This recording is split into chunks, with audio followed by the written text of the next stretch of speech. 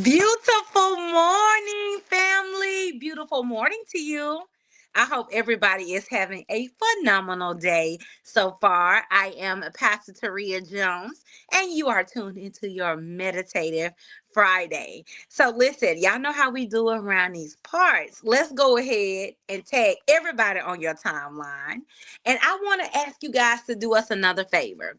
There is a way for you to copy this video. If you will copy this video and post it to your other social media platforms, that will help us get the word out to eyes that may not get to see us here on Facebook. So if you guys will do that for me, all right? So we tagging everybody on our timeline, and we're also copying the link and sharing it with our other social media platforms. So listen, guys, I want to jump right into it because the word today is so good. Okay, so check it out.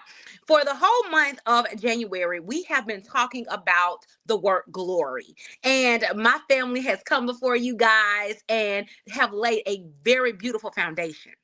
Now, I want us to remember that the point of meditation is for us to take a word, okay? So we give you a word and we give you a scripture. We want you to meditate, which means to ponder. We want you to think on it. And not just for the time that you're watching us, but throughout the day. We want you to at least say this word 10 times, ponder, think on this word, and meditate on the scripture, okay? So the word for January is the word glory. Now we know glory is the manifested presence of God. Y'all, it literally means the heaviness and the weight of God, right? If you can think about the internal goodness and glory and graciousness of God that manifests externally. So if you can think about the internal goodness of God that manifests externally, internally manifested externally. Okay. All right. So we're going to come from the scripture, 1 Corinthians chapter 10 and verse 31. Now remember, we're talking about the manifested presence of God, the weight of God, the heaviness of God, the splendor of God, the glory of God. Okay.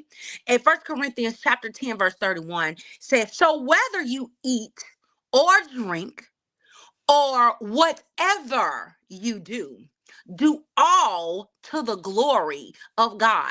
Now, this is Paul writing to the church of Corinth. And during this time, there were a lot of cultural influences that were going on with the church. And listen, Paul said, if you are a kingdom citizen, if you're going to be about your father's business and you're going to walk this kingdom life, let me let you guys know something, all right?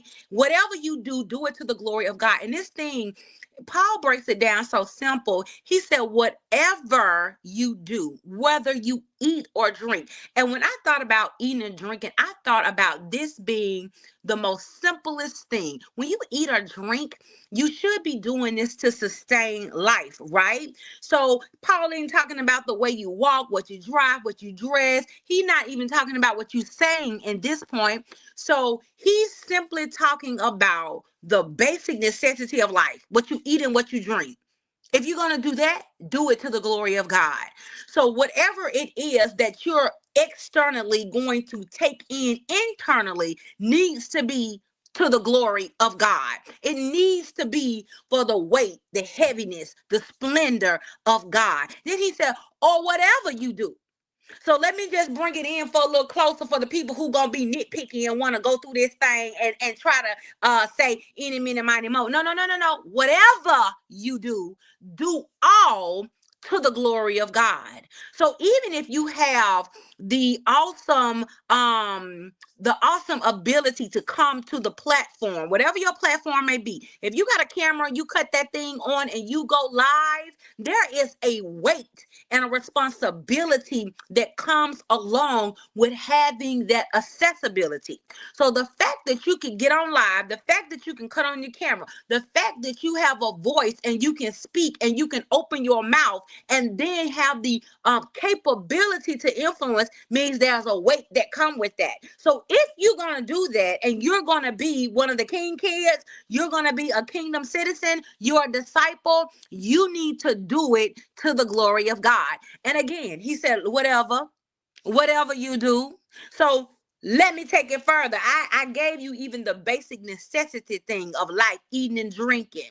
So when you get on your platform, when you do decide that you want to open up your mouth and you want to say anything, hello, anything, you do it to the glory of God.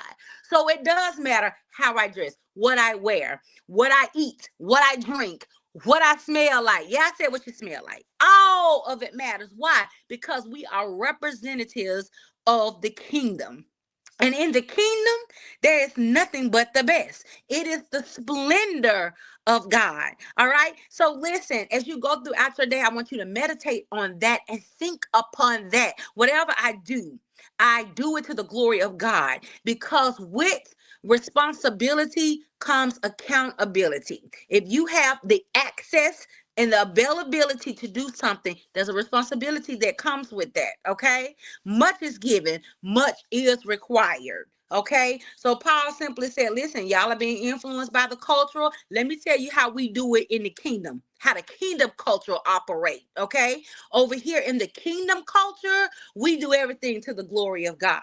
Okay, and so what we're going to affirm ourselves with this week, okay, meaning we want you to say this 10 times. We want you to put your name in the place of this. We want you to put your family's name in the place of this. And you're simply going to say, Taria does everything to God's glory. The Jones family does everything to God's glory. King Kids Outreach does everything to God's glory. Mount Zion Cathedral City does everything to God's glory. All right. Listen, this has been your Meditative Friday moment. I am Pastor Taria Jones. Stay tuned for your announcements.